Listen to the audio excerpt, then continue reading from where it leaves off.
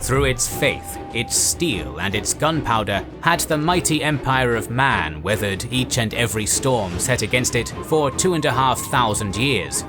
But the lands that would become known throughout the old world as the Empire were not always the stalwart bastion of humanity they are today. They were once dark and dangerous, inhabited by squabbling chiefdoms that preyed on one another just as the world's nightmares preyed on them. But that was all to change with the rise of a single man, Sigmar Heldenhammer. Welcome to the inaugural Wizards and Warriors video on the Warhammer Fantasy Universe. Sit down, relax and immerse yourself into the story of how Sigmar, son of one chieftain among many, started imagining an empire with the Battle of Astofen Bridge against the Greenskins. We're proud to announce that this video is sponsored by Total War Warhammer 3, which will allow you to experience strategy gaming on a scale yet unseen in this epic culmination to the Total War Warhammer trilogy. We've been fans of the Total War series for more than 20 years now, and played each title for thousands of hours, but even among the Total War games, the Warhammer trilogy has a special place for its exquisite strategic and tactical depth, asymmetrical and varied battles, and endless replayability across dozens of races and factions. The third and final game in the series will feature iconic new races from the world of Warhammer Fantasy Battles, including the video game debut of Kislev and Cathay, alongside the factions of Chaos, Khorne, Nurgle, Slaanesh and Tzeentch. Players will wage war with the most diverse array of legendary heroes, gargantuan monsters, flying creatures and magical powers that the series has ever seen. The game will be released on February 17th, and we can't recommend it enough. Support our channel and pre-order Total War Warhammer 3 via our link in the description to get the early adopter bonus, the Ogre Kingdom's race pack. Will you conquer your demons, or command them? Between 1,500 and 1,000 years before the creation of the Empire, the powerful, ancient but insular dwarves of the World's Edge Mountains began observing a mass exodus of agrarian human tribes into the lands between the World's Edge and Grey Mountains, where they fled in order to escape the predation of deadly enemies in the east. Over the next 1,000 or so years, these tribes gradually civilized, establishing a number of petty barbarian kingdoms. But they were still easy prey for the numerous nightmares of the world. One of these tribes, whose fertile lands were nestled between the River Reich to the north and the Grey Mountains to the south, was known as the Unberogans. With their capital at Reichdorf, the Unberogans were, like most other human tribes during that age, a ferocious warrior people with brutal martial traditions and a brutal martial god to match. He was Ulrich, god of battle, winter and wolves.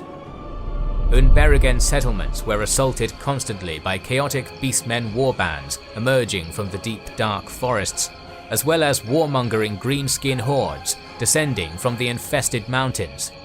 As though to compound the horror, fellow human tribes such as the Thuringians, Teutogens and Merregans would also routinely attack Unberogen towns, pillaging at will and taking away captives.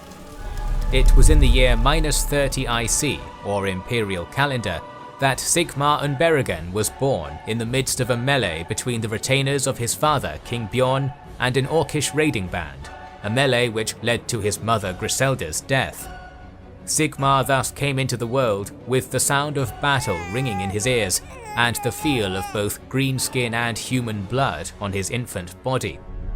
Overhead flew the famous twin-tailed comet, foretelling the advent of a grand new epoch. This scion of the Unberogen royal line rapidly began to prove his exceptional nature during childhood. When charged by the fearsome stallion-sized boar known as Black Tusk along the River Skyn, Sigmar alone of his hunting party boldly stood his ground in the face of imminent death.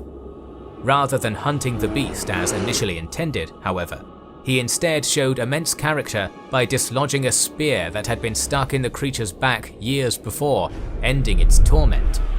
Perhaps the most renowned of the young Sigmar's exploits came when a caravan of dwarves from Karazakarak was assailed and captured by a force of greenskins in the Grey Mountains.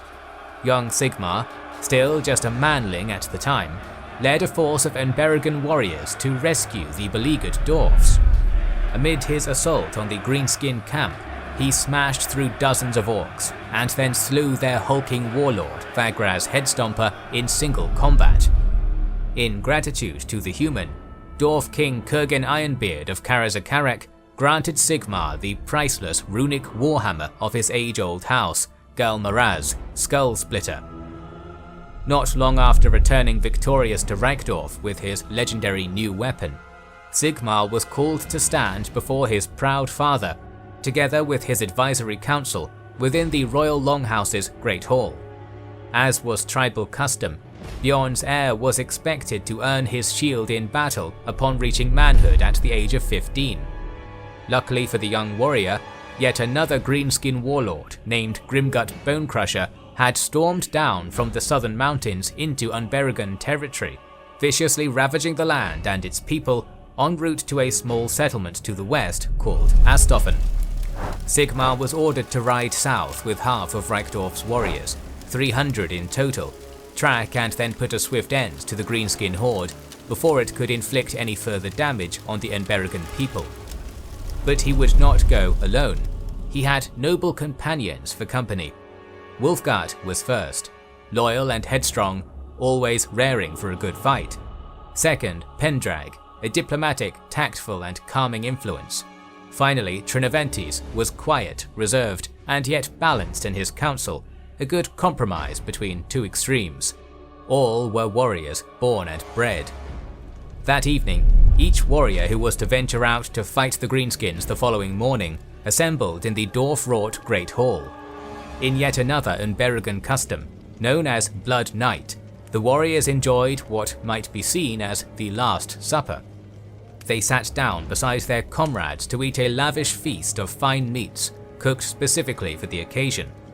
Ale was devoured entire tankards at a time, songs were sung, boasts of prior glories were made, and blood sacrifice offered to Ulrich. When the sun rose, the entire population of Reichdorf and their king Bjorn watched as the column of 300 mounted Unberogen fighters, a 15-year-old Sigmar at their head, filed through the gates and vanished beyond the horizon. As the aging tribal ruler watched his prodigious son and heir march off on campaign, he remarked to himself, "'Tis the loneliest thing to be the leader of men in war." Only later did he think more of this, adding, "Perhaps that is not true. Perhaps it is lonelier here as a father, waiting for his son to return home safely." Sigmar and his 300 blazed a trail southwest from Reichdorf, right along the bank of the Reich River. The band pushed down a track flanked by dark forest on both sides, occasionally passing by minuscule riverside settlements. Although these were Unberogen lands, the disconnected forest dwellers were suspicious of strangers by nature, and upon seeing such a formidable party of armed men, kept a wary distance. Scouts were swiftly detached to get a measure of the terrain and their enemy, while Sigmar encamped, maintaining strict quiet and refusing to light fires so that the orc mob would not become aware of them. After a tense night's rest, Sigmar, Wulfgar and Pendrag covertly ascended the hill to get a good bird's-eye view of the situation in the light of day. Astofen was an assortment of tightly packed together huts, protected by an encircling wood stockade with guard towers at each corner. The besieged town lay within a bowl of craggy hills, the eastern portion of which Sigmar's warriors were encamped behind. Its southern wall was further shielded by a bend in the nearby river. Half a league away from the town was a narrow stone bridge leading onto an open plain to the south, good country for mounted warfare. Sigmar observed carefully, believing the terrain to be conducive to an Unberogen victory. However, the situation for the townspeople was growing extremely grim. Beyond their thoroughly inadequate palisade was a ramshackle mass of over 2,000 slaverings, howling greenskins, beating war drums, and waving their savage choppers in the air. These monsters were ready to sack Astofen and tear every man, woman, and child inside to pieces. Among their number were regular orcs, fearsome foes in their own right, together with smaller goblins who operated catapults and loosed volley after volley of flaming arrows into the flammable wood and thatched town. Most imposing of all were the mighty Black Orcs, alphas of the Greenskin race, and their massive chieftain Grimgut Bonecrusher, who led from the center of the throng. As Sigmar and his companions watched on, 20 of the Horde's greatest Black Orcs hefted a massive siege ram, shaped like a massive fist, towards the main entrance. Some brave men of Astofen braced the gate and extinguished the fires, while others threw spears from atop the wall. Despite inflicting casualties, it was clear that the Greenskin war machines would get through eventually. Sigmar had to act fast, or the town and all its inhabitants would be unceremoniously butchered.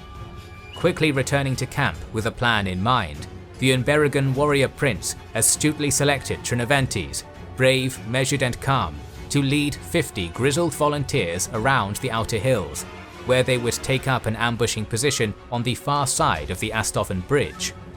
While this small detachment gradually eased their way around to the position Sigmar had pointed out, the main force of 200 to 250 Unberogen cavalry formed up into two lines of battle.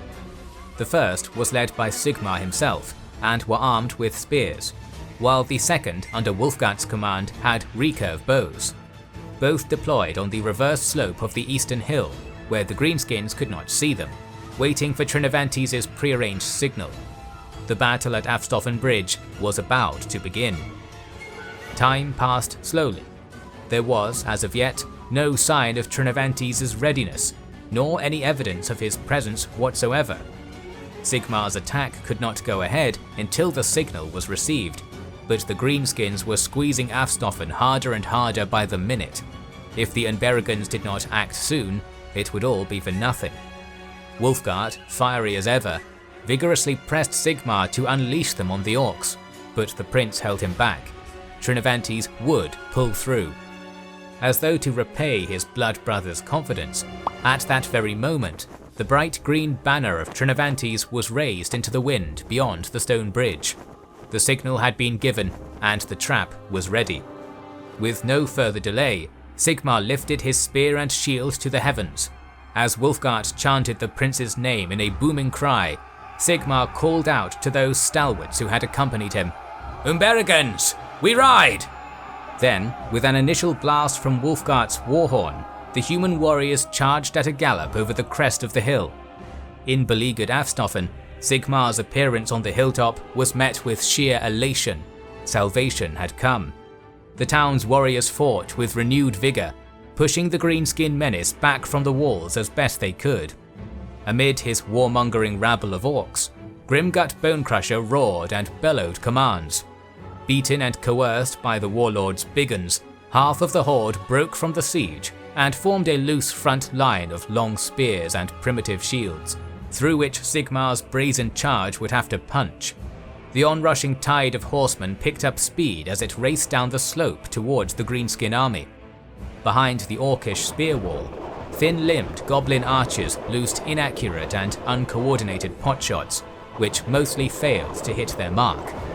When missiles did indeed strike one of Sigmar's cavalrymen, high-quality shields and armor, recently forged for them by the masterful Dwarven artificers of Karazakarik, succeeded in repelling most of the damage. Just prior to the point of impact, Sigmar and his 100 or so mounted Unberogen warriors quickly changed tact, each throwing their heavy lance into the Greenskin line with the force of a ballista bolt. An iron hailstorm of razor-sharp spear tips penetrated thick wooden shields, impaling the orcs holding them, or simply slaying the odorous beasts outright. Dozens of Greenskins fell in this initial barrage, but the cavalry was still set to impact. At the last possible second, however, each horseman wheeled around with peerless equestrian prowess and sailed away from the enemy line, ascending the slope once more. Bloodthirsty as always, and seeking to get into a proper fight with Sigmar's elusive cavalry, Grimgut's spear wall splintered slightly. As the Unberogen first line peeled away from danger after an assault only seconds in length, Wulfgarde's second rank bore down on the orcs, seeking to frustrate the war-mad beasts even further. Sigmar's brazen comrade sounded yet another harsh note on his warhorn, and the cavalry under his command fired a small, precise storm of arrows into the orc ranks. Following Sigmar's example, Wulfgar and the mounted troops under his command wheeled and also darted back up the slope. The arrows found their mark almost universally. Some struck a bullseye, penetrating orcish skulls and felling their victims, but most merely stuck impotently into thick shields and the rough leathery hide of the orcs. The irritating arrows were, however, not intended to destroy, but to annoy. At this latest denial of face-to-face melee, the greenskin shield wall heaved forwards, charging like berserkers in pursuit of the Unberogen cavalry. The enraged orcs lobbed spears of their own at Wulfgar's retreating men, and several of them were knocked from their horses. When the onrushing greenskin tsunami reached these unfortunates, their cries of pain were mercilessly silenced by cleaver, axe, or an iron boot to the skull. Atop the hill, Sigmar let loose a bellow of fury upon witnessing these first casualties, but reformed and rearmed his line of horsemen all the same. Wulfgar did likewise when most of his own line reached the summit, forming up behind his friend. As the disorganized mass of muscled greenskins sprinted across the plain in battle rage, Sigmar let loose a hornblast and led his second charge of the day. Once more the Unberogen cavalry picked up blistering speed as they descended the slope, reaching the level ground at full tilt. This time the riders did not wheel about, but thundered directly into the unruly orcs like the fist of Ulrich himself. Their front rank collapsed instantly upon receiving the charge. Sigmar impaled a greenskin warrior through the breastplate and pinned it to the ground before hefting Galmarez and smashing helmeted enemy skulls to splinters. But the cavalry maneuver was solely reliant on the weight of its initial impact.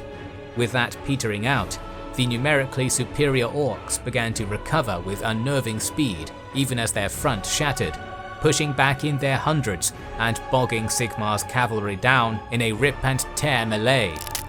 The physically weaker humans could never win such a clash. Despite inflicting heavy casualties, here and there an Unberogen warrior would get swarmed by orcs, encircled and dragged from their mount.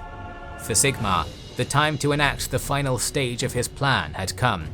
It was now or never. Two short, sharp blasts sounded from the Unberogen heir's horn, a signal that prompted the cavalry to disengage from the costly grinding melee.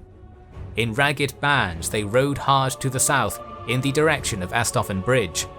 Most of the survivors managed to escape the clash with only blunted weapons and shattered shields. Some, however, proved too slow off the mark and were seized, only to be brutally slain by their monstrous enemy.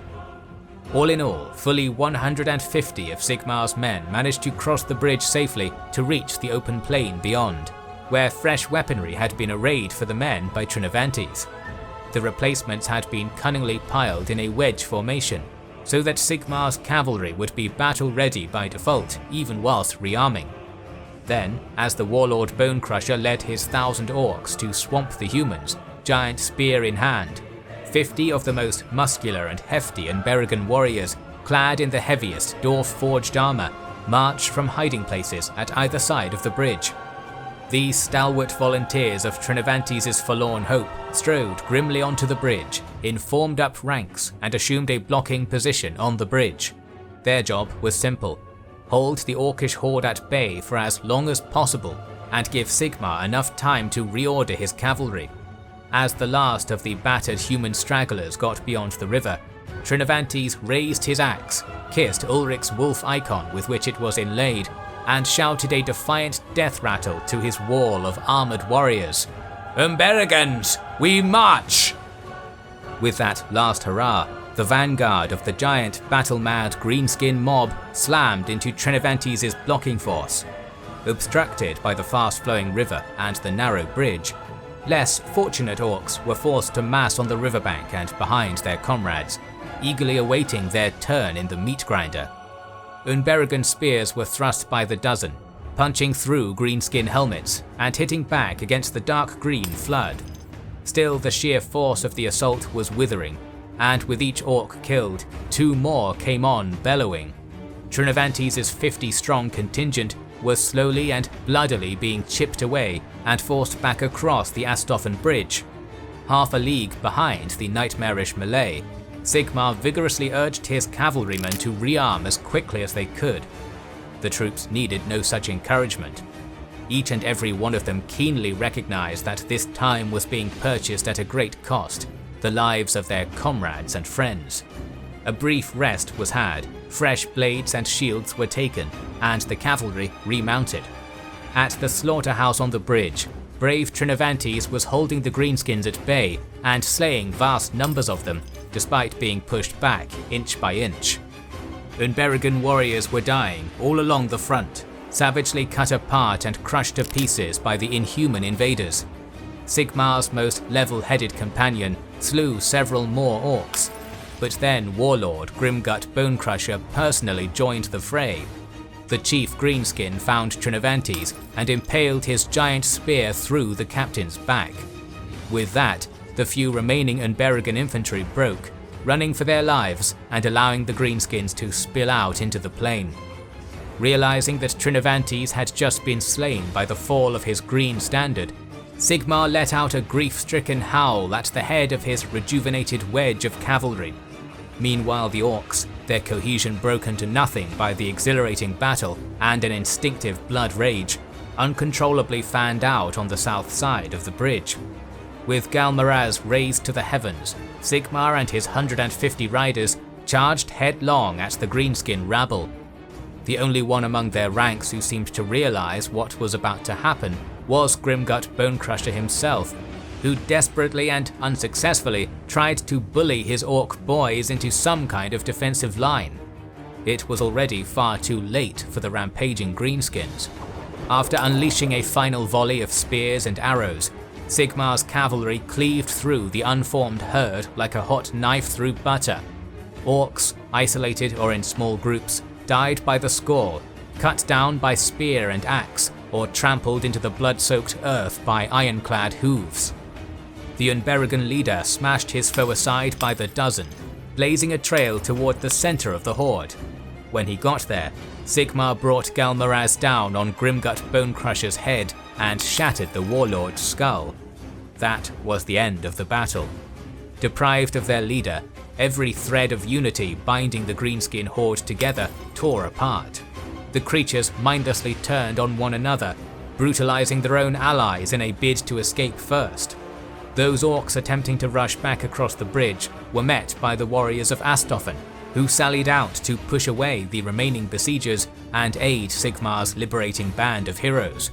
Almost all of the 2,000 Greenskins were killed, at the cost of around 100 Unberogans.